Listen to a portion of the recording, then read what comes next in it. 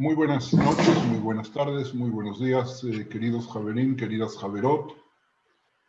Espero que todos estén muy bien de salud y que los enfermos, todos los conocidos nuestros, los amigos, los familiares, los que no conocemos, los que están en cada uno de los países, reciban rápida curación. Hoy en nuestra reunión vamos a comenzar hablando de Ishmael. Su propio nombre, Javerim, es una alusión a la promesa de Dios de escuchar, cosa que es de por sí algo fundamental. La historia de la expulsión de Agar e Ishmael nos deja con una desagradable sensación de estar incompletos. Aunque Dios respalda la demanda de Sara, no podemos evitar cuestionar la ética de los responsables o preocuparnos por el destino de los expulsados. Lo digo en una forma universal, pero evidentemente refiriéndome concretamente a lo que todos ustedes conocen. Nada en el texto del Tanaj retrata a madre e hijo de manera tan negativa como para justificar un trato tan duro. Inclusive se describe a Abraham como quien amaba a Ishmael, ya que lamenta la insistencia de Sara de desterrarlos. Leemos en Bereshit Jafalef Yutalef, Vayera adavar meot beinei Abraham alodot beno. El asunto fue muy angustioso para Abraham a causa de su hijo.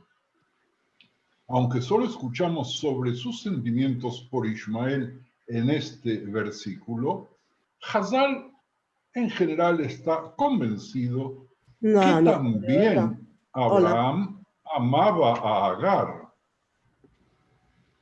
Y eso va a ser confirmado según una narración posterior que ustedes también todos conocen, que es cuando Abraham vino se relaciona con Keturá. Y ahí la pregunta que nosotros debemos hacernos, si esa reconciliación o ese encuentro con Keturá es la reconciliación de Abraham con la persona que es la madre de Ishmael. Les aclaro, les adelanto simplemente que en la tradición islámica el relato no es igual que en la tradición midrashica nuestra, pero vamos a referirnos a ello un poquito más adelante.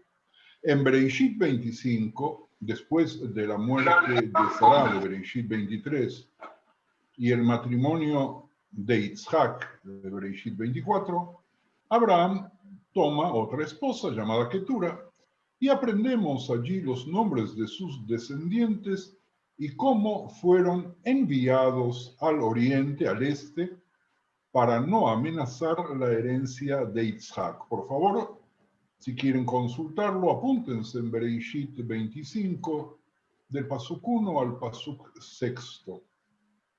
Eso es muy interesante. Ya habíamos visto en una reunión anterior de la cantidad de hijos que tuvo Abraham y de qué manera todos sus hijos, excepto Ishmael y excepto Yitzhak, de alguna manera reciben bendiciones y reciben, por lo tanto, figurar como parte de la herencia que de alguna forma deja Abraham. Sin embargo, los hijos de Ketura que aparecen aquí pareciese ser de que no les queda nada, y eso está confirmado por un relato del Midrash de Bereshit Rabbah 61.4. Se los voy a leer directamente en español. En hebreo dice, Vayosef Abraham, Vaikajisha, etc. Rabbi Yehuda Omer, Zohagar. Abraham tomó otra esposa y Rabbi Yehuda dijo, es Agar. Sin embargo, en el mismo Midrash, Rabbi Nehemia le dijo, ¿acaso no dice que su nombre era Keturá?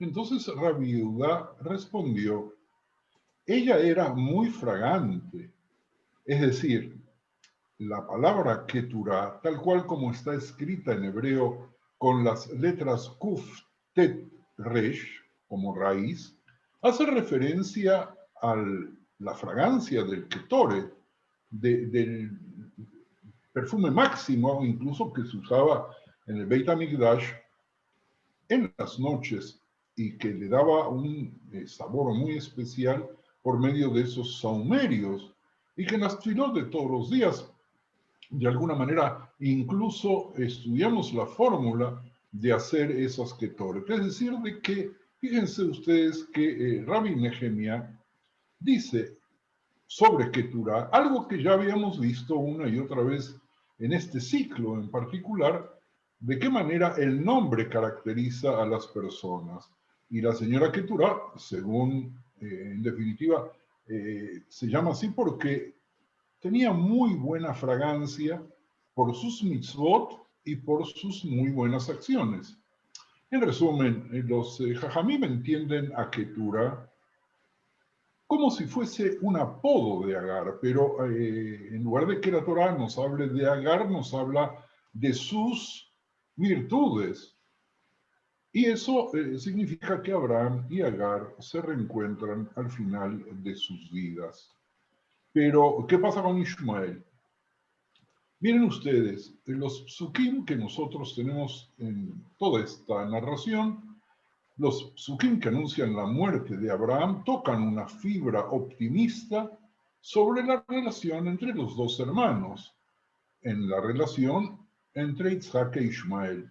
Bereishit Hafei 25, Pasuk 9, Vaikberu oto Isaac ve Ishmael banav el mearat hamachpeila. ¡Wow! Aquí estamos viendo algo muy interesante.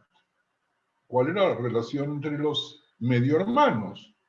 ¿Tenían una buena relación? ¿No tenían una buena relación? Es lo que vamos a tratar de ir desarrollando hoy a partir de lo que la Torah no nos dice ningún detalle, excepto este pasuk, que significa que en un momento determinado, en los momentos trágicos de la muerte del padre común, los hermanos se reúnen y van a sepultarlo en la cueva de Macpeila.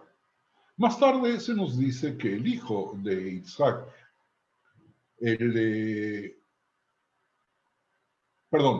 más tarde se nos dice la Torah en Bereshit 28, en los Psukim 9 y 36, también 3, nos dice que Ismael se casó, la hija de Ismael se casó con Eisaf, con el hijo de Isaac. Había dicho bien, voy a repetir la idea. Más tarde se nos dice en la Torah que el hijo de Isaac, Eisaf, se casa con la hija de Ismael. Miren ustedes, independientemente si nosotros juzgamos a Isaac como bueno o malo, si juzgamos a Ismael como bueno o malo, la familia, la parte que a nosotros no nos gusta en particular, pero ¿qué es la familia? Es nuestra familia, se vuelve a reunir. Esto nos enseña de alguna manera que las relaciones entre Isaac e Ismael y sus descendientes se normalizaron al grado tal de que quedan en familia incluso cuando los hijos buscan pareja. Finalmente, la misma Torah nos dice los nombres de los descendientes de Ismael que habitaban en el desierto cerca de Mitzrayim, de Egipto, y aprendemos que Ismael vivió hasta la edad de 137 años, tal cual como aparece en Bereshit 25, en los versículos 12 al 18, los cuales implican que Ismael tuvo una vida plena y exitosa. Sin embargo, en ninguna parte escuchamos sobre la reconciliación entre padre e hijo.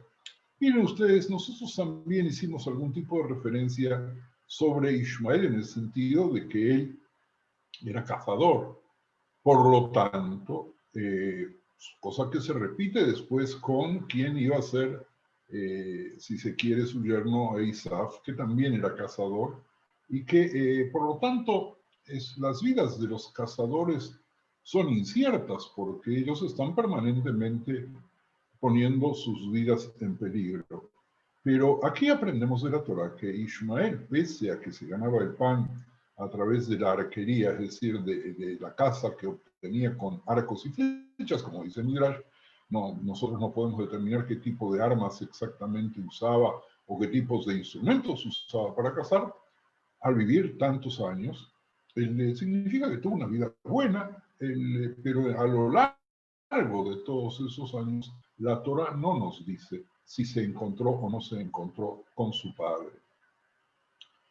Lo que no dice la Torá nos lo va a decir Pirkei de Rabbi Eliezer, texto que data del siglo VIII o principios del siglo IX, que nos trae una fantástica y fascinante idea de lo que él entiende es la historia bíblica que no está en el texto.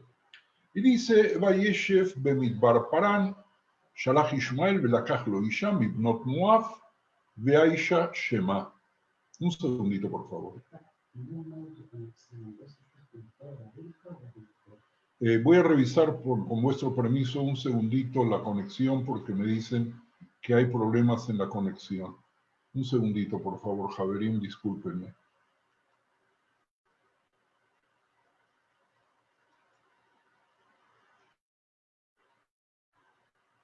Estaba mal conectado. Espero que ahora me escuchen mejor, Javerín. No sé si me escuchan mejor. Voy a repetir perdón, la última idea. Pirkei de Rabbi Eliezer, que data del siglo VIII o principios del IX, nos ofrece la historia que dice que Ishmael, que habitó en el desierto de Parán, tal cual como dice la Torá en Bereshit 21:21, fue y tomó una esposa de las hijas de Moab, llamada Aisha. Y Aisha se presenta aquí como moabita, aunque el nombre es árabe, y era el nombre de una de las esposas que luego va a tomar Muhammad. Es decir, Mahoma no va a tener una esposa y vamos a ir colocando en mente algún tipo de puentes, con muchísimos años después, para la narrativa que hace el Islam de esta parte de la Torá. Es decir, de que no solamente existe una narrativa, sino que hay una especie de simbolismo en el sentido de que Mahoma busca tomar una mujer con el mismo nombre de la esposa de Ishmael, como queriendo decirnos, bueno, estamos en familia otra vez. Ahora, volvemos a nuestro texto. La historia nuestra continúa con el encuentro de Abraham con esa mujer, Aisha. Después de 3 años, la historia judía, tal cual como la relata Pirkei de Rabbi Eliezer. Después de 3 años, y digo la historia judía porque ustedes van a ver más adelante que hay un relato paralelo del Midrash islámico del Corán que nos trae cambios interesantes, pese a que también vamos a ver más adelante, este Midrash nuestro y el Midrash del Islam más o menos son de la misma época, por lo tanto podría haber habido algún tipo de conexión entre ellos. O que la historia que voy a relatar ahora, y que ustedes seguramente también conocen, era popular no solamente entre nosotros, sino también en el recién nacido Islam. Y dice la historia así: después de 3 años, Abraham fue a ver a Ishmael su hijo, y le juró a Sara que no bajaría del camello donde estaba Ishmael en Temán. Y llegó allí a la mitad del día. Un momentito. ¿Qué quiere decir que le juró a Sara que no va a bajar del camello? Es decir, Sara le dio permiso para ir a ver a su hijo.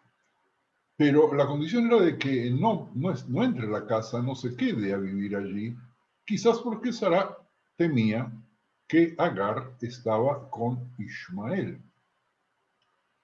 Y entonces Abraham se compromete a no bajar. Llega a la mitad del día y encuentra a la esposa de Ishmael allí en su tienda. Y le dice, ¿dónde está Ishmael? Y entonces la señora le dice que él, Ishmael y su madre, es decir, Agar estaba viviendo allí, según este Midrash, fueron a traer fruta y dátiles del desierto. Por favor, recuerden lo que fue a traer del desierto, fruta y dátiles. Él le dijo, Abraham le dijo a la señora Aisha, dame un poco de pan y agua, porque estoy cansado del camino del desierto. Entonces, Ismael no estaba, pero luego va a volver a su casa. Ismael está en estos momentos no cazándose una mujer, sino buscando frutos y dátiles. Y entonces Abraham, navegando por la misma tensión, escucha lo que le dice su nuera, a la cual recién conoce. No tengo pan ni tengo agua. Abraham, por lo tanto, se siente decepcionado por la falta de hospitalidad de su nuera, que choca paradójicamente en este Midrash con los principios fundamentales con los cuales se guiaba Abraham Avinu y que nos dejó a nosotros como enseñanza máxima, según lo que nosotros leímos en Bereshit 18 y 19, que son las normas generales de hospitalidad. Y esto contrasta fuertemente con el tratamiento que Rivka le da al siervo de Abraham en Bereshit 24, 17, 20, cuando el siervo de Abraham, que allí no tiene nombre, como ustedes saben muy bien, mis queridos Javerim, pues va a buscar novia, pero de pronto lo reciben en una forma maravillosa, que es parte de la tradición nuestra que fue pasando de una generación a la otra. La falta de hospitalidad, sin embargo, de Aisha se relaciona con que ella era moabita, un grupo, escúchenme muy bien, Javerim, ya en mente seguramente se están adelantando y ya saben lo que les voy a decir. Los moabitas son un grupo que cuando las tribus de Israel necesitan pan y agua, en Devarim 23 les niega. Es decir, aquí tenemos un puente fantástico como una traslación de una historia con otra historia que hace el Midrash también. ¿Qué hace Abraham en estas circunstancias? Pues deja una pista para su hijo. ¿Y cuál es la pista que deja Abraham? Le dice a la mujer lo siguiente, mira, cuando llegue Ismael tu esposo, dile estas cosas. Y que tuviste la visita de un jajam, hijo de jajam, y dile, el hijo de un sabio, refiriéndose a Ismael, es como la mitad de un sabio. Y dile que un anciano de la tierra de Canaán vino a verte y dijo, cambia el umbral de tu casa porque no te conviene. Es decir, aquí tenemos un mensaje fantástico en el que Abraham le va a entregar codificado en un lenguaje críptico total, le entrega a la mujer para que la mujer sirva de emisaria de ese mensaje a Ismael. Cuando Ismael regresa, capta rápidamente la indirecta. Él salió de su casa, un hijo de un sabio a medias. ¿Qué quiere decir todo eso? Ismael entendió. Y entonces vio que cambiar el umbral de tu casa porque no te conviene, le decía a su propia esposa, a su marido, debes darme un divorcio o debes darme un puntapié porque el sabio, que seguramente Ismael reconoció según el relato de su padre, me dijo que tú no me convienes. Y entonces Ismael, él le envió a esa mujer afuera, es decir, la divorció o la expulsó, y tomó una esposa de la casa de su padre con el nombre de Fátima. Recordemos también el nombre Fátima porque lo vamos a ver más de una vez también en las historias del Islam. Cuando Ismael llegó del desierto, ya había entendido perfectamente que tenía que cambiar de mujer y elige a alguien llamada Fátima. la afirmación de que Agar le consigue a Ismael una esposa de Mitzrayim, de Egipto, es explícita en la Torá en Bereshit 21:21. Pero aquí está su segunda esposa, y Agar elige específicamente a alguien de su propia ciudad natal, porque Abraham rechazó a la primera esposa y ella aparentemente quiere asegurarse que el problema no vuelva a repetirse. Fátima era el nombre de la hija de Mahoma. Algunos dicen que Fátima era el nombre de su hermana, y cuando ustedes se van a encontrar con mis apuntes sobre el Hamza, van a saber de que también el Hamza se llama Yad Fátima, la mano de Fátima, que luego nosotros los judíos convertimos al judaísmo dándole el nombre de Yad Miriam, y que hasta el día de hoy en muchísimas familias judías se cree que trae suerte. Bueno, pero no es nuestro tema. La historia continúa con Abraham conociendo a la próxima esposa de Ismael. El relato dice que después de 3 años, Abraham fue nuevamente a ver a su hijo, después de haberle jurado a Sara, como la primera vez, que no se bajaría de su camello en el lugar donde vivía Ismael. Llegó al mediodía y encontró allí a la esposa de Ismael. Abraham le dijo a la mujer, ¿dónde está Ismael? Y ella dijo, él y su madre, escuchen bien, fueron a pastar los camellos en el desierto. Fueron a pastar los camellos en el desierto. Es decir, no fueron a hacer lo mismo que en el viaje que había hecho Abraham 3 años antes. Entonces Abraham le dijo, dame un poco de pan y agua porque estoy terriblemente débil y cansado por el viaje por el desierto. Y ella trajo pan y agua y se los dio. Abraham se levantó y oró al santo, bendito sea por su hijo, y es decir, por la casa de Ismael, que se llene con cosas buenas de todas las bendiciones habidas y por haber. Y cuando Ismael llega a la casa, ella le contó lo que había ocurrido. Ismael supo que el amor y la compasión de su padre por él permanecía, tal cual, dice el Midrash, está escrito en Teilim 103:13, que Rahem Ab al-Banim, como un padre se compadece de sus hijos, también Abraham, descubre en estos momentos Ismael, se compadece de él y viene a buscarlo porque quiere seguir manteniendo buenas relaciones. Y tiene que salir de su casa de una manera muy subrepticia. Con permiso de Sara, obviamente, pero subrepticia, es decir, tampoco el Midrash no nos cuenta de un encuentro allí. Aparentemente, según el Midrash, no hubo encuentro. Y el hecho de que Abraham no se haya quedado a esperar de que regrese, de alguna forma, podemos decir nosotros, no tiene que ver con Ismael, sino que tiene que ver con la necesidad que él tenía de evitar un encuentro con Agar, porque eso era lo que le había prometido a Sara. A diferencia de Aisha, esta mujer nueva, Fátima, es generosa y amable.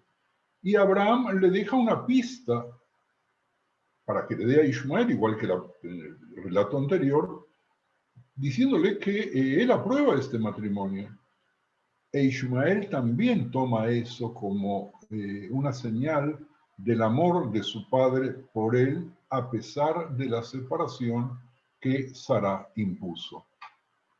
Y el Midrash termina con una postdata, que después de la muerte de Sara, Abraham regresó y tomó a su esposa que había dejado, como se dice, y Abraham volvió a tomar esposa y su nombre es Keturah. El Pasuk dice, otra vez tomó esposa. Y de ahí los sabios aprenden que era la anterior esposa. Pero no hace referencia a si tuvieron o no tuvieron relaciones. Ya hablamos de Keturah, que estaba perfumada con todo tipo de aromas, como el incienso. Y ella le dio, es decir, que no habían tenido contacto hasta ese momento, Keturah le da a Abraham 6 hijos. Y todos ellos, de alguna forma, son una continuación de Ismael. ¿Cómo qué? Aquí nosotros en la familia tenemos dos ramas. Una rama fiel a sí misma, que es la descendencia de Agar, y otra rama fiel a sí misma, que es la descendencia de nuestra matriarca Sara. Por lo tanto, la historia de Pirkei de Rabbi Eliezer es abrumadoramente positiva sobre las relaciones de Agar e Ismael, presentando a Sara como el único impedimento para que esta rama de la familia permanezca con Abraham. La razón de la visita de Abraham en la versión judía parece clara. El terrible trauma de la expulsión tenía que resolverse, de la expulsión de Ismael, y la posición de Abraham como patriarca del pueblo judío tenía que ser rescatada. ¿Y cómo se logra eso? Eso lo logra a través de las bendiciones de Abraham a Ismael y su familia y a la restauración del estatus de Agar en la persona de Keturah. Abraham permanece fiel a su primera esposa Sara, pero no abandonará a su primogénito, ni abandonará a la madre de su hijo, Agar, la madre de su hijo Ismael, quien después de la muerte de Sara se va a convertir en la segunda esposa de Abraham. Y eso de alguna manera nos sirve a nosotros para detener, el Midrash nos sirve para detener las críticas que podríamos haberle dado a Abraham por no haberse comportado a la altura de lo que nosotros en nuestra cultura sentimos que debió haber hecho. Paramos aquí sin ninguna necesidad de hacer ningún tipo de crítica y les voy a compartir rápidamente la versión musulmana de este Midrash.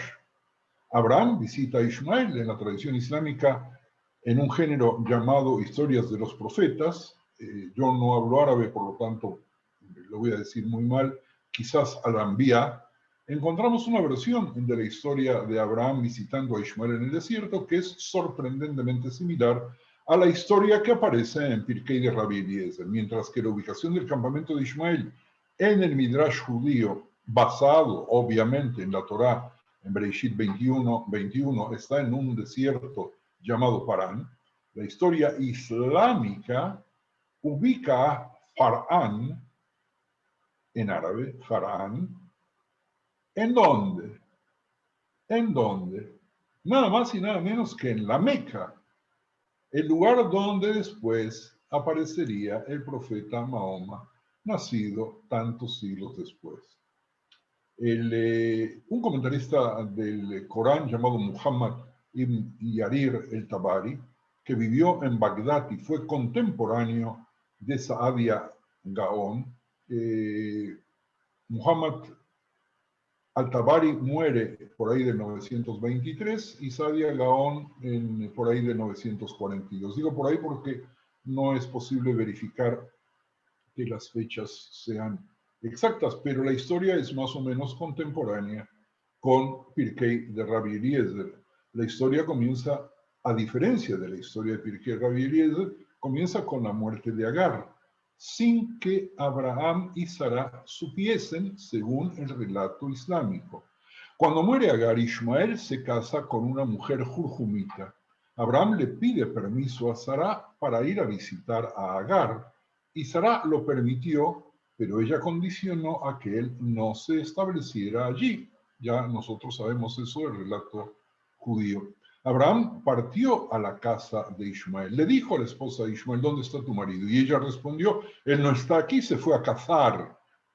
Fíjense ustedes, en una versión fue a buscar, recuerdan, frutas y dátiles. En la otra versión fue a salir a dar de comer a los camellos. Pero en esta versión salió a cazar. Es decir, que Ismael solía dejar su lugar para ir a cazar. Abraham le pregunta, según el relato islámico, ¿tienes alguna acomodación? ¿Tienes comida o bebida? Y ella respondió, no tengo nada y no hay nadie conmigo. Abraham dijo, cuando venga tu marido, salúdale y dile que cambie el umbral de su puerta. Fíjense ustedes, el umbral de la casa anterior y el umbral de esta parecería ser el mismo, porque la orden de la narrativa islámica repite la narrativa que nosotros tenemos como propia. También en esta vez Ishmael capta la indirecta. Abraham se fue y cuando Ishmael regresó encontró el olor de su padre. Es decir, fíjense ustedes qué interesante el tema de los olores. Entonces le dijo a su esposa, ¿alguien vino a ti? Y ella respondió, un anciano, y le dio una descripción más o menos cómica, como si se estuviera burlando de él, anduvo por aquí. Ishmael dijo, ¿y qué te dijo? Y ella respondió, me dijo, saluda a tu esposo, dile que cambie el umbral de su puerta. Entonces Ishmael se divorció de ella y se casó con otra. La historia continúa con la segunda visita de Abraham, igual como la nuestra. Abraham se quedó en Siria, ya en el Levante, todo el tiempo que Dios quiso, y luego le pidió permiso a Sara para visitar a Ishmael. Ella lo permitió, pero condicionó que no se estableciera allí, exactamente igual que en nuestro texto. Abraham llegó a la puerta de Ishmael y le dijo a su nueva esposa, ¿dónde está tu marido? Y ella respondió, se fue a casar, pero regresará pronto, si Dios quiere. Así que quédese y que Dios tenga misericordia de usted. En el relato del Pirkei de Rabbi Eliezer no hay una invitación de que Abraham se quede. Aquí sí. Él le preguntó, ¿entonces tienes alojamiento? Ella dijo, sí. Él preguntó, ¿tienes pan o trigo o cebada o dátiles? Y ella trajo leche y carne. Y él oró pidiendo bendiciones para ambos. Esta segunda esposa demuestra ser una mujer bondadosa y caritativa a quien Abraham aprueba. Nosotros no tenemos tiempo para poder atender todos estos detalles y poder pasearnos dentro de ellos, pero podemos darnos cuenta de que aquí, en esta bienvenida, hay otro menú. Y un menú que nos hace recordar a un menú que Abraham sirvió a visitantes que tuvo y que según uno de los midrashim nuestros, esas tres personas que visitaron a Abraham después de su Brit Milá fueron atendidos por uno de los siervos de Abraham.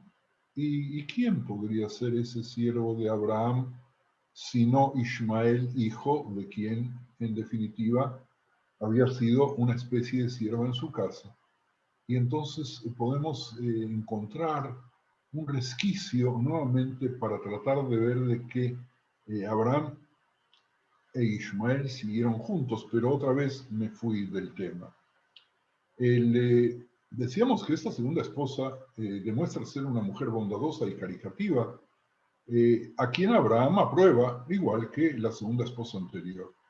Y el texto pregunta, ¿y la Meca por qué es tan seca? Repito, la Meca, ¿por qué es tan desértica? Y el texto ofrece un comentario lateral, el texto del Midrash islámico.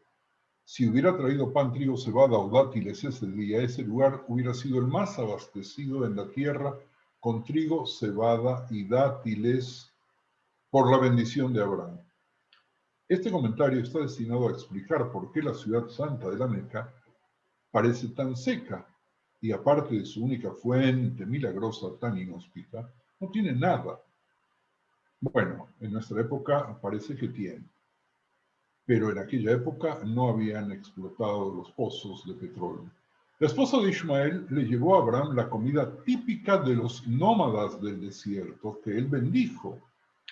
Si ella hubiera traído productos agrícolas, entonces la bendición de Abraham hubiera asegurado que la Meca fuera un oasis verde en lugar de un puesto de avanzada en el desierto. Javerim, ustedes tienen que aceptar junto conmigo que me parece una creación literaria genial. Y voy a avanzar un poquito más para permitir que ustedes enseguida puedan hacer vuestros comentarios. La versión de Al-Tabari continúa no con el Midrash de Ketura Agar, porque, como les había dicho hace unos minutos, Agar para el relato islámico ya había fallecido, sino con una anécdota ausente en Pirkei de Rabbi Eliezer. Ella dijo, quédate para que pueda lavarte la cabeza. Pero él no se quedó, así que ella le trajo el macam y lo colocó a su lado derecho, puso su pie sobre él y la marca de su pie quedó en el macam.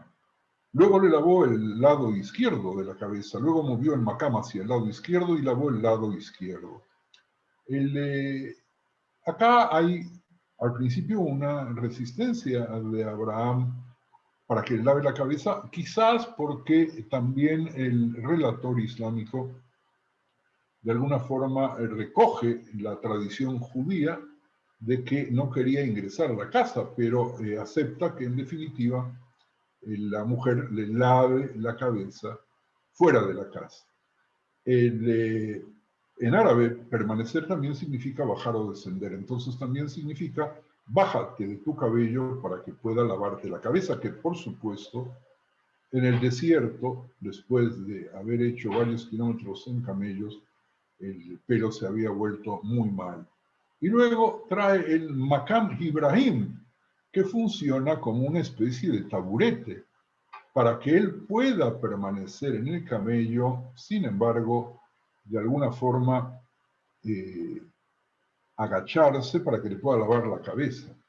Pero el camello no aparece más que en la versión judía. Y lo mismo ocurre con la negativa a agacharse. La versión islámica solo dice que no vivirá allí. Por lo que ese motivo en particular encaja mejor con la versión judía de la historia que con la versión islámica. Otro indicio de la estrecha relación textual entre las dos. Y vamos enseguida a detenernos. Este makam análogo, la palabra makam, análogo al hebreo makom, es una referencia al lugar sagrado musulmán, tal cual como se ve en el Corán 2:125, que dice, cuando hicimos la casa, al-Bait, cuando hicimos de la casa de al-Bait un refugio y un lugar seguro para la humanidad, dijimos, toma como tu lugar de adoración el Makam Ibrahim. Hicimos un convenio con Abraham e Ismael diciendo, purificad mi casa para aquellos que circunvalan, están comprometidos con ella y se inclinan y postran. Entonces Abraham oró, Señor, haz que esta área sea segura y dé frutos a su gente, a aquellos que creen en Dios y en el día postrero. La historia de las visitas de Abraham a Ismael en la Meca y su promesa a Sará de no quedarse, aparentemente interpretada aquí como algo que entrar a la casa que requiere la esposa de Ismael dé un paso para que él se suba. Esta es una historia de origen etiológico del Makam Ibrahim, al que se hace referencia aquí, que luego la tradición religiosa islámica la recoge en el centro. Hoy en la Meca, en el recinto sagrado de la Kaaba, hay una pequeña estructura llamada hasta el día de hoy Makam Ibrahim, donde hay un pilar de piedra corto del tamaño de un taburete un poquito alto, según el cual se pueden ver dos huellas que se consideran las huellas que dejó Abraham en su visita a Ismael cuando la segunda esposa le lavó la cabeza. Bueno, vamos a detenernos aquí por si alguno de ustedes quiere hacer algún tipo de comentario, con mucho gusto.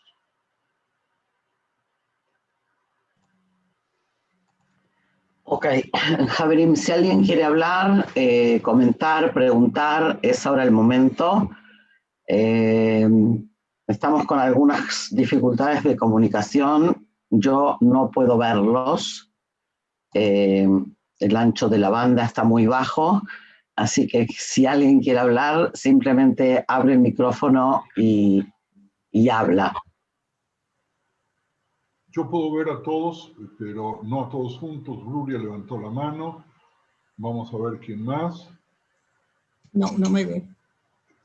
Gladys. Parece que José dice que quiere hablar, me parece. Ok, vamos de a uno. Pero Gloria. A ver, no me ven, porque algo pasa. Galia. Ok, Bruria primero. A ver, Yerahmiel, si tú ves, da la palabra, por favor, No, porque yo no puedo ver. las palabras, ya dije los nombres. Ok, comenzamos con Bruria. Resulta difícil. Sí. Bruria, José, Galia, adelante. Bueno, es una lectura bastante complicada, porque Abraham bendice posteriormente a Ismael después de haberlo desterrado, lo bendice, incluso hasta dirige su vida, haciendo una mención de qué mujer le conviene, de qué mujer no le conviene, o sea que hay una cierta preocupación, incluso bendice el lugar donde va a vivir. Luego resulta que no hay sintonía entre los dos pueblos, no hay sintonía actualmente, entre el Islam y el judaísmo. Okay. ¿Hay algún tipo de sintonía? No estoy escuchándote bien, lamento, Bruria, por lo que yo entendí. Sí te puedo decir de que hay una sintonía muy especial, porque en la nueva narrativa, ¿qué hacen los sabios del Islam? Tomar la relación que aparece en nuestra Torah, que ellos de alguna forma también jalan para su lado, pero apuntando en la dirección de poder justificar a partir de relatos muy similares su propia fe y la santidad de la Meca, nada más y nada menos que es el lugar más sagrado que tiene. Sí, ¿quién seguía, Etel? José y después Galia. Vamos a ver si consigo que me escuchéis. Perfecto. Estamos escuchando, José. Perfecto. Bueno, ante todo, aquí buenas noches, una alegría inmensa de veros a los dos y de escucharos. Esa es lo principal. Gracias, doctor. Bueno, me ha encantado tu relato. Me ha encantado por una sencilla razón, que pareces más bien un imán que un rabino. Un imán musulmán que un rabino. Hay perfecta sintonía en tu relato entre judaísmo e islam. Una perfecta en la época de la que estás hablando. Es lo que me ha gustado. Si te escuchase un musulmán, estaría muy contento y muy orgulloso de escucharte. Y yo como judío, por supuesto, también. ¿Sabes? Está muy bien relatado. Históricamente coincide, que sean cuentos, que sean leyendas basadas en historia, pues muy bien, pero son unas leyendas muy bonitas de las cuales sacamos muchísimas enseñanzas. Tanto, bueno, de Aisha y Fatima. Aisha para los musulmanes es la mujer, es como Sara, es una mujer, es la esposa del profeta para ellos, para un musulmán. Aisha, gracias a Aisha, han conservado el Corán, porque según la tradición de ellos, Aisha ha memorizado todo el Corán. Era la esposa preferida de Muhammad. Era con la que charlaba, con la que hablaba Aisha. Y Fatima es también para el musulmán, es la madre de los dos grandes, de Hassan y de Hussein.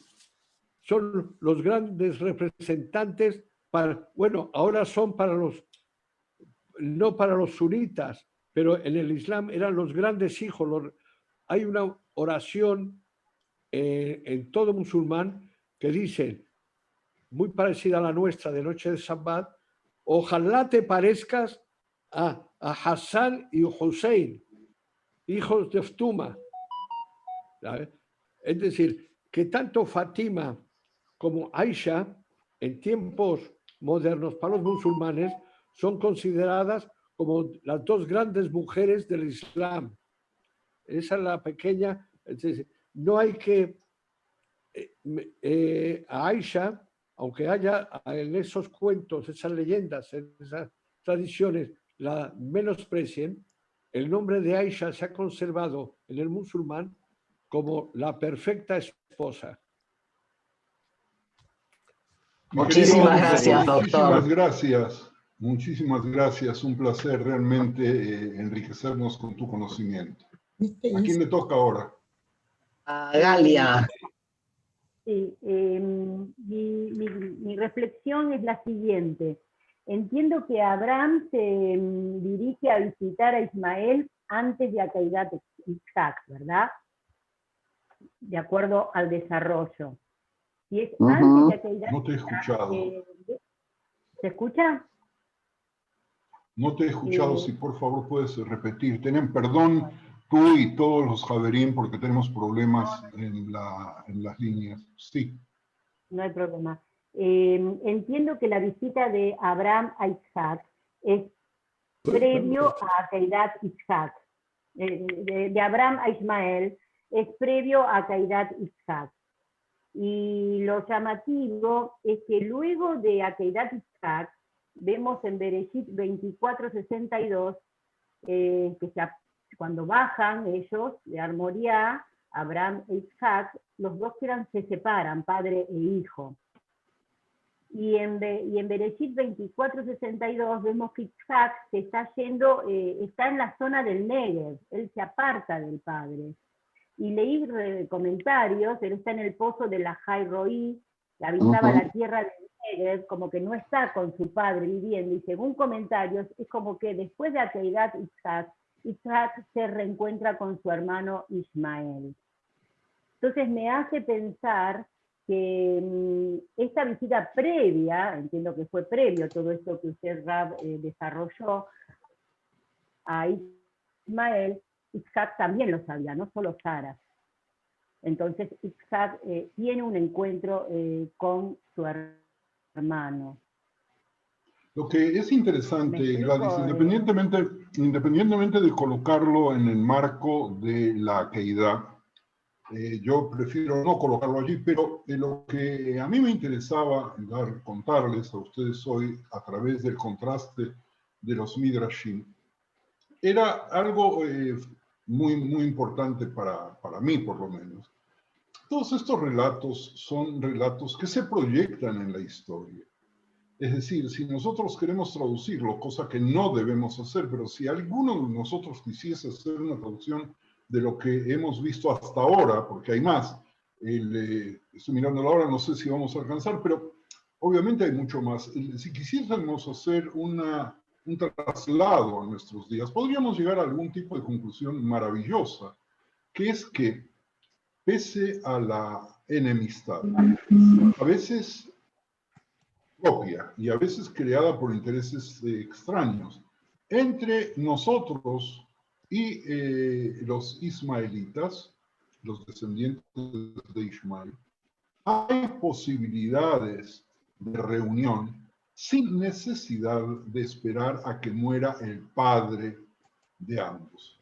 Y el Midrash judío de Pirkei de Rabbi Eliezer lo que trata de decirnos es Abraham Avinu asumió su paternidad en situaciones pero muy difíciles en su totalidad. Y si nosotros vemos bien los psukim, y voy a ver si tenemos posibilidad de analizarlo quizás la semana próxima, vamos a ver cómo Abraham siempre amó a Ismael.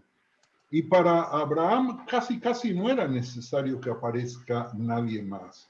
Y ya que tú tocaste el tema de la Akedah, et binja et yechidja asher ahavta, todos conocen, es decir, cuando Dios le pide a Abraham Avinu que tome a su hijo, et binja, a yechidja, tu único hijo, asher ahavta, que has querido o que quieres, y luego da la identidad.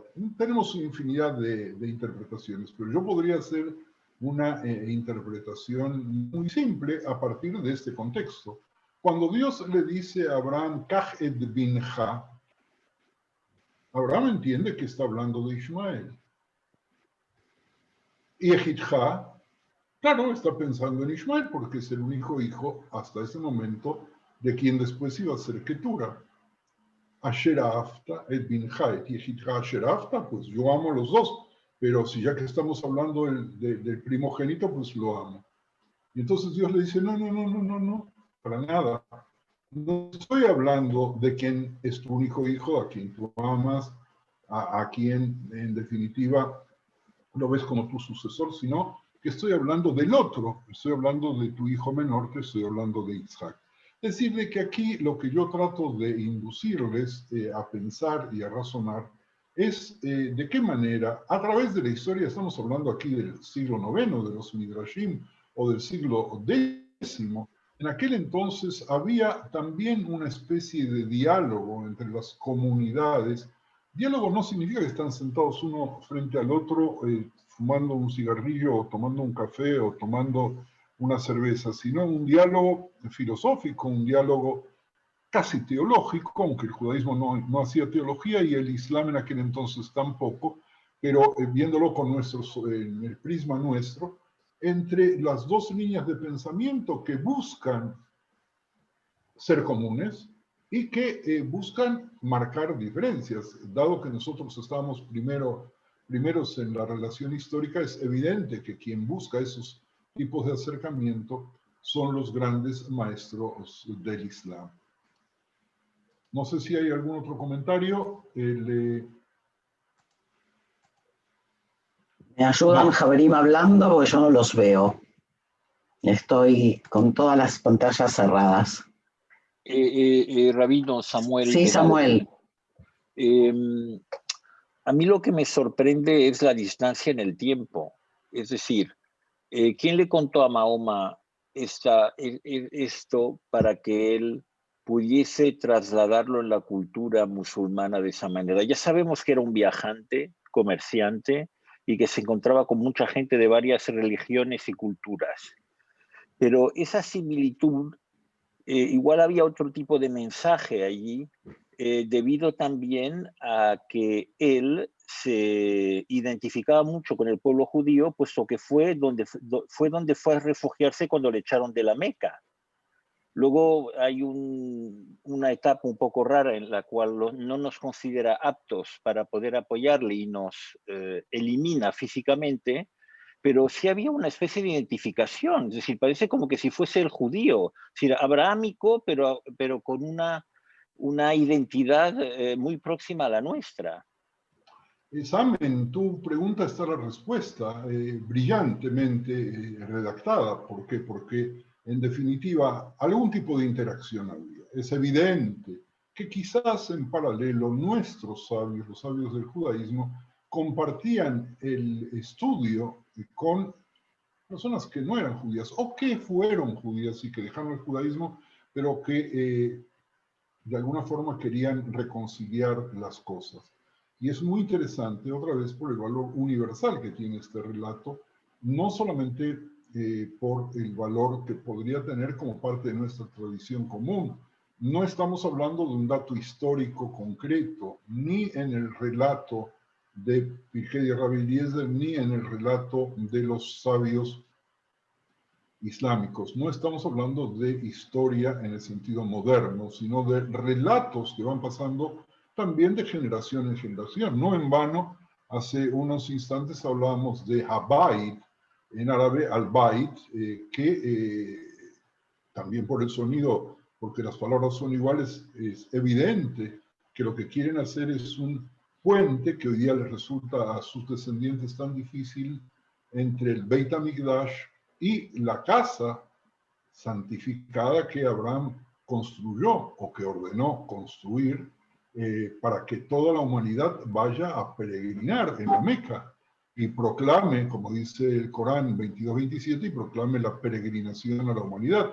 Vendrán a ti a pie y en todo camello flaco, vendrán de todo barranco profundo. Yo me sonreí recién por el tema de camello flaco. Si no estuviéramos en tiempos del COVID-19, en lugar de camello flaco, a la Meca también va gente muy humilde que empeña hasta su último céntimo para poder peregrinar, pero también van en Maseratis y en automóviles, yo no sé las marcas de los autos que usan los magnates, que ahora cualquier israelí puede visitar. Pero Abraham e Ismael aparecen juntos en Arabia y levantan los cimientos de la Kaaba en la Meca, que es el lugar más sagrado del mundo musulmán, Al-Bayt. Y entonces, bueno, vamos a ver enseguida las diferencias. ¡Wow! estoy viendo la hora, las diferencias, a ver si podemos entre las historias para precisarlas un poco más. Excepto haya alguien que quiera hacer algún otro comentario y entonces nos detendríamos aquí. Shalom, Rabino. Sí, gracias. Mi nombre es Yehudit, le hablo de Beersheba. Hay algo que quisiera preguntarle porque no entendí. Me pareció, es que lo entendí mal, como que cuando Abraham llega y la primera esposa de Ismael no lo recibe bien, entonces, Abraham le deja el mensaje de los cimientos, o sea, que la mujer le dio a entender a Ismael como que, no sé si lo entendí bien, como que los cimientos que era la mujer estaba mal, como que no la aprobaba. Pero viene con la segunda y la segunda lo recibe bien. Entonces, como lo recibe bien, no sé si es que lo entendí mal, como que Abraham bendice o ora por Ismael. Y eso hace que haya como una reconciliación o algo entre ellos. Entonces, no sé si lo entendí mal o está bien. Muy interesante el papel en este caso de la esposa, de una mala y una buena, y cómo esto pareciera como que ayuda a que se restaure la relación entre ellos. No sé si es que estoy bien con eso, Rabino. Pasa en todas las familias también. Mucho gusto que desde Beersheba hayas ingresado. Mira, yo lo que traté de decir, y esto es muy importante dejarlo en claro, un buen padre, y esta es una pregunta, porque ¿hasta dónde tiene derecho de interferir en los matrimonios de los hijos? ¿Hasta qué lugar tiene derecho Abraham Avinu de mandarle un mensaje al hijo que ama y que quiere, no porque lo recibió bien a él, sino porque es una persona buena, y no porque lo recibió mal a Abraham, sino porque es una persona perversa y mala que no tiene las virtudes mínimas que Abraham no solamente tenía, sino que nos enseñó que tenemos que tener, que es recibir a toda persona que viene con los brazos abiertos. Entonces, la pregunta es, bueno, Abraham parece ser que no había leído a los psicólogos modernos, ni había ido a coaching, ni había ido a psicoanálisis, y él un poco, como la generación anterior, decide decirle a su hijo que quiere, oye, esta mujer con la cual estás noviando, o esta mujer con la cual estás viviendo, no es apta para ti, porque es un acto de amor agarrar y decirle eso. Imagínate tú, yo no sé si tú tienes hijos grandes, si tú te animarías, Dios no lo permita, en el momento de que alguno de tus hijos estuviese saliendo con una noviecita que no es de tu agrado, si tú te animarías a agarrar y decirle, oye, a la noviecita cuando vuelva a él de trabajo, cuando vuelva a mi hijo, pues dile que me dé un puntapié y que me expulse, ¿verdad? Que eso es en definitiva lo que dijo. Es decir, lo que yo quise tratar de demostrar es que Pirkei de Rabbi Eliezer, es decir, la tradición narrativa post-bíblica, la tradición judía narrativa post-bíblica y la tradición del Islam, tradición obviamente también post-bíblica, aunque para ellos la Biblia nuestra no tenga la misma santidad, hacen una referencia al amor filial, es decir, el amor que tiene Abraham a su hijo Ismael, cuando en el jardín de infantes, en el parvulario nuestro, en nuestras escuelas primarias, no queda claro el mensaje de que uno puede querer a un hijo aun cuando el hijo en definitiva no va a ser el sucesor. Este es un tema muy delicado que si esta fuera una reunión de psicólogos podríamos analizarla, pero es apenas de alumnos que quieren aprender, como yo, unos de otros, la verdad de nuestra Sagrada Torá a través de lo que dicen nuestros sabios. No sé si hay algún otro comentario. Yo quería, Yerajmiel, una cosa. Creo que me quedé con la frase del principio, o sea, el hecho de que el Midrash haga toda esta construcción para, de alguna manera, restituirle a Abraham una perspectiva moral que había perdido, creo que a mí por lo menos me resulta fascinante. Y es muy interesante que el Islam haga lo mismo. Y atrás del cuento de las dos mujeres, creo que hay este mensaje de los valores. O sea, hay un valor que es la hospitalidad que comparten las dos culturas. Sí, porque si hay algo que hablamos normalmente de la cultura islámica es la hospitalidad, ¿no? O sea, quien piensa en la cultura musulmana. Y creo que es muy importante no perder esta perspectiva, porque Agar y también Ismael van a ser figuras positivas en el Midrash hasta bien entrado el tiempo. O sea que Agar y Ismael se convierten en figuras negativas, digamos. Es un fenómeno moderno. Todo el Midrash medieval los ve como figuras positivas. Son parte de la familia. Entonces, incluso más positivos que Esaf. Entonces, a veces perdemos un poco la perspectiva, ¿no? Y creo que es importante rescatar esto. Perdón si me extendí. No, mira, es muy importante lo que tú dices, Ete, por lo siguiente, porque otra vez nosotros trabajamos con estereotipos. Y por un lado tenemos el estereotipo de nosotros mismos, que somos gente preciosa, y que según el estereotipo que tenemos de nosotros mismos, que no siempre seguimos, es absolutamente imposible que una madre judía expulse de la casa, aun si fuese la sierva, la sirvienta, con su hijo. No puede ser. Quien hace una cosa así tiene que ser una persona absolutamente inmoral.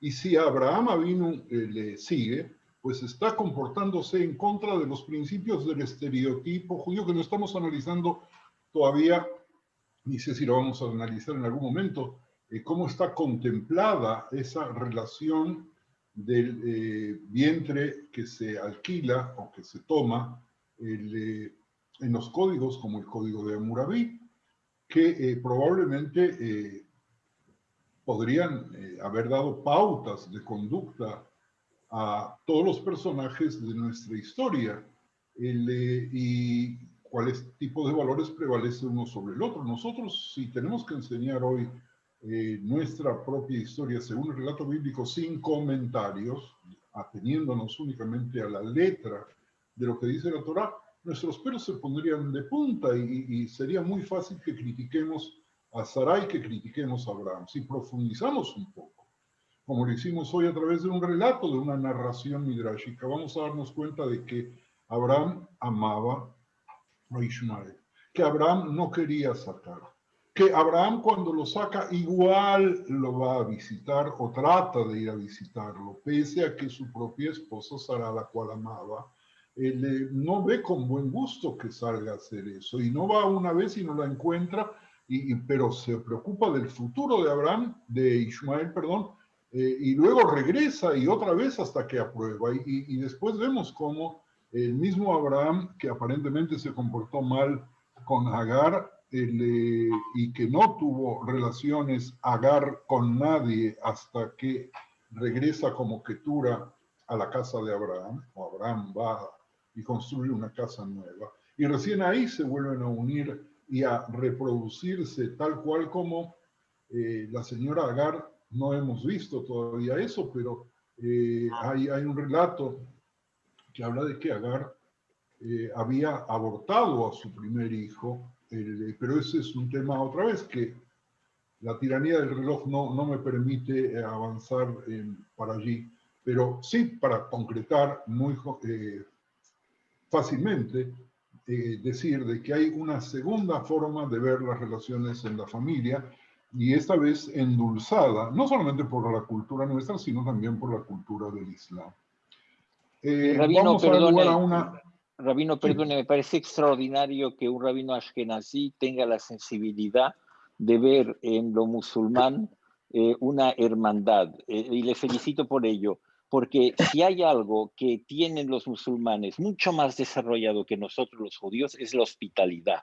He visto gente morirse de hambre, compartir el trozo de pan en la calle por simple hospitalidad. Y hay que reconocérselo, tiene razón, Etel. Gracias, Sam, perdone Y eso que soy ashkenazía. Perdone la intrusión. Lo que pasa, Sam, que esto que me sucede a mí es por haber residido en España, únicamente con... No digo más, entonces aprendí de mis hermanos en la misma sinagoga en la cual tú y yo rezábamos y que de vez en cuando el doctor José también nos visitaba. Pues en este espíritu, sí, escuché como una tos o alguien que quiere decir algo porque no veo. Sí, Pensé Pedro. agregar que también por haber convivido con la comunidad de Maguen David y Monte Sinaí en Cierto, Bueno. cierto, Raquel. Peter, quisiera hablar algo. Sí, Pedro pidió la palabra, por favor, Peter. Lo que el Midrash está tratando de decir no es que Abraham le dijo a Ismael que eches a tu señora. Lo que Abraham le dijo a Ismael es que si quieres continuar viviendo en la casa de Abraham, donde la hospitalidad era el número 1 prioridad, entonces tenés que cambiar el fundamento de tu casa. El fundamento Akeret Habayit es la mujer. El fundamento de la casa es el Akeret Habayit, que la Gemara dice que es la mujer. Y la mujer es el que crea la hospitalidad de la casa. Entonces, vos tenés dos opciones. Podés continuar con tu señora, pero no vas a continuar con la fundación de mi casa. Bien. Precioso, Pedro, y lo que haces es, en definitiva, confirmar la posibilidad, en tus propias palabras, de que Abraham Avinu, Zichrono Libraja, abre las puertas a Ismael y le condiciona muy claramente, en este caso, a través de las esposas. La Gemara dice de que Abraham aceptó a Ismael como su hijo igual a Isaac. Lo aceptó porque los dos lo enterraron juntos, iguales, como dos hijos iguales. Exacto. Hay más todavía, solamente para completar lo que dice Pedro, la Gemara en Brajot, creo que por ahí en el folio 18, dice que quien sueña con Ismael, el yudí que sueña con Ismael, de pronto le va a ir muy bien, que es un buen sueño. Y por alguna razón la Gemara lo dice. Javerim, hoy tuvimos una reunión que termina en un ambiente de sonrisa, de alegría, de profundidad al mismo tiempo y de la posibilidad de convivencia entre nosotros y los demás, superando los estereotipos propios y superando la posibilidad de juzgar rápidamente las relaciones familiares de nuestros patriarcas con liviandad. De ahí también aprendemos que no tenemos que juzgar las relaciones de nuestras propias familias hoy con liviandad. Y ahí volvemos a aprender a ver hasta qué punto el padre y la madre tienen que interferir o tienen que intervenir para poner una raya de límite a sus propios hijos cuando eligen una pareja que no está bien elegida, pero ese tema ya se nos fue de las manos. Mis queridos Javerim, pero muchísimas gracias por la colaboración, por la participación. Disculpen nuestra mala conexión de internet, que es absolutamente inestable. Esperemos que mañana el problema se solucione. Muchas gracias, muy buenas noches, muy buenas tardes, muy buenos días y salud para todos los Javerim. Gracias y salud.